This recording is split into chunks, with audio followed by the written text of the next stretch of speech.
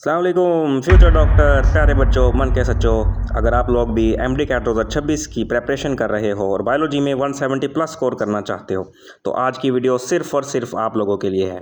मैं आपको 10 ऐसे बायोलॉजी एमसीक्यू बताऊंगा जो ना सिर्फ आपका कॉन्सेप्ट स्ट्रॉन्ग करेंगे बल्कि एमडी कैट के लिए भी बहुत इंपॉर्टेंट है। वीडियो को एंड तक ज़रूर देखें और कमेंट्स में अपना स्कोर लिखें। चलिए स्टार्ट करते हैं। MCQ number 1, power house of the cell किसे कहा जाता है? बहुत ही इंपॉर्टेंट सवाल। ऑप्शन ए है राइबोसोम, ऑप्शन बी है लाइसोसोम, ऑप्शन सी है माइटोकॉन्ड्रिया और ऑप्शन डी है गोल्जी अपरेटस। ज़रा 3 सेकंड तक सोचें और मुझे करेक्ट आंसर बताएं। इसका करेक्ट आंसर है माइटोकॉन्ड्रिया। माइटोकॉन्ड्रिया एटीपी प्रोड्यूस करता है जो सेल की एनर्जी करेंसी होती है, इसीलिए माइटोकॉन्ड्रिया को power house of the cell कहा जाता है। तो प्यारे बच्चों एमसीक्यू नंबर 2 पे चलते हैं। एमसीक्यू नंबर 2 ये है, डीएनए रेप्लिकेशन सेल साइकिल के किस फेज़ में होती है? सोचो सोचो सोचो। G1 phase, S phase, G2 phase और एम फेज़। तो बच्चों करेक्ट आंसर इसका है एस फेज़। एस का मतलब सिंथेसिस फेज़ है। इसी फेज़ में डीएनए डुप्लीकेट होता है ताकि सेल डिवीजन के वक्त दोनों डॉटर सेल्स को कंप्लीट जेनेटिक मटेरियल मिल सके। तो बच्चों अभी हम चलते हैं एमसीक्यू नंबर 3 के ऊपर। एमसीक्यू नंबर 3 ये है कि ह्यूमन बॉडी की सबसे लंबी सेल कौन सी है? Option A muscle cell, B RBC, C neuron और डी है डब्ल्यूबीसी। तो करेक्ट आंसर क्या है बताओ मुझे। करेक्ट आंसर है न्यूरॉन। न्यूरॉन की लेंथ कुछ केसेस में 1 मीटर या उससे भी ज़्यादा हो सकती है, इसी वजह से न्यूरॉन बॉडी के लॉन्गेस्ट सेल्स में शामिल है। और हमें पता है, जैसे हमने पहली वीडियो में देखा था, कि न्यूरॉन स्ट्रक्चरल यूनिट होता है नर्वस सिस्टम का। तो चलो बच्चों एमसीक्यू नंबर 4 पर चलते हैं। फोटोसिंथेसिस का प्राइमरी पिगमेंट क्या है? A carotene, B xanthophyll, C एंथोसायानिन, D chlorophyll. तो करेक्ट आंसर है क्लोरोफिल।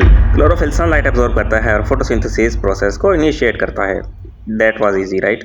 तो चलो फिर हम चलते हैं एमसीक्यू नंबर 5 पे। प्रोटीन सिंथेसिस किस ऑर्गेनेली पर होती है? सोचो सोचो सोचो। ऑप्शन ए है न्यूक्लियस, बी है राइबोसोम, सी है गोल्जी बॉडी और डी है लाइसोसोम। तो करेक्ट आंसर है राइबोसोम। राइबोसोम प्रोटीन की फैक्ट्री है बच्चों, फैक्ट्री मत कभी मत भूलना, ठीक है। ट्रांसलेशन प्रोसेस यहीं परफॉर्म होती है। तो चलो फिर एमसीक्यू नंबर 6 पे चलते हैं। नॉर्मल ह्यूमन बॉडी में क्रोमोसोम्स की टोटल नंबर कितनी होती है? Very very important. I think कि इसके लिए तो आपको ऑप्शंस भी नहीं चाहिए, लेकिन फिर भी ऑप्शंस अवेलेबल हैं। तो बच्चों इसका करेक्ट आंसर है 46। ह्यूमन सोमैटिक सेल्स में 23 पेयर्स यानी टोटल 46 क्रोमोसोम्स होते हैं। एनोमैलीज पे भी क्वेश्चन आ सकता होता है, डाउन सिंड्रोम। अच्छा तो चलो अब हम चलते हैं एमसीक्यू नंबर 7 के ऊपर, ठीक है। किडनी की फंक्शनल यूनिट क्या है? Very very important. मैंने आपको नर्वस सिस्टम का स्ट्रक्चरल और फंक्शनल यूनिट बताया था। नर्वस सिस्टम का फंक्शनल यूनिट जो है वो रिफ्लेक्स आर्क होता है, लेकिन सवाल है किडनी के बारे में।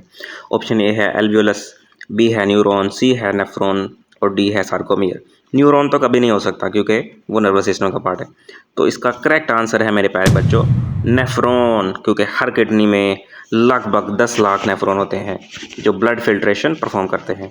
तो चलें फिर चलते हैं एमसीक्यू नंबर 8 के ऊपर, और ये बहुत ही इजी और मेरा फेवरेट सवाल है।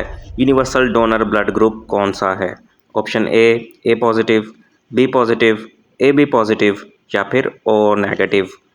तो बताइए यूनिवर्सल डोनर ब्लड ग्रुप कौन सा है? तो जवाब है ओ नेगेटिव।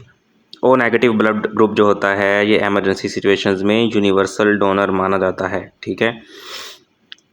तो बच्चों अब हमारा नेक्स्ट जो एमसीक्यू है वो है एमसीक्यू नंबर 9, और ये बहुत ही इंपॉर्टेंट है कॉन्सेप्चुअली भी।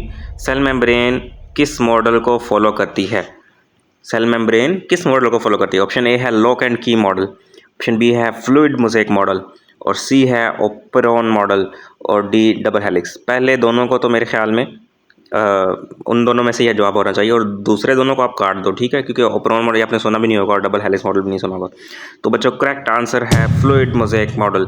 ये मॉडल सिंगर और निकोलसन ने प्रपोज किया था और एमडी कैट में बहुत फ्रीक्वेंटली पूछा जाता है।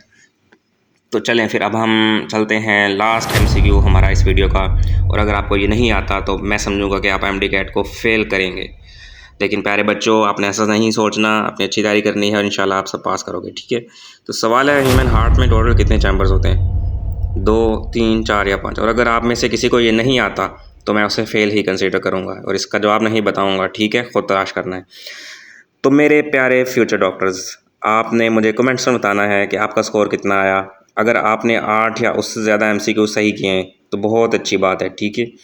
अगर स्कोर कम आए तो टेंशन लेने की ज़रूरत नहीं है, ठीक है। रोज़ाना कॉन्सेप्ट रिवाइज़ करो और एमसीक्यू प्रैक्टिस करो, रूटीन का हिस्सा बनाओ इसे, ठीक है। एमडी कैट ऐसे नहीं पास हो जाते बच्चा, मेहनत करो मेहनत।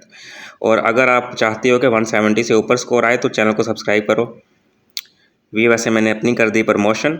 चैनल सब्सक्राइब करने से ज़रूरी नहीं है कि आप पास करोगे, लेकिन आपको कुछ ना कुछ इनसाइट्स मिलती रहेंगी, ठीक है। वन मोर थिंग मैं आपको ऐड करूँगा, इंस्टेड ऑफ रट्टा लगाने की बजाय थोड़ा बहुत कॉन्सेप्ट यार चीज़ों के देख लिया करो। बहुत ज़रूरी होता है, एमडी कैट में कॉन्सेप्ट वाली चीज़ें पूछी जाती हैं और यही ज़रूरी होता है पास करने के लिए। साइकोलॉजिकल टेस्ट होता है बेसिकली। तो बस मैं अभी आपका ज़्यादा टाइम नहीं लूँगा।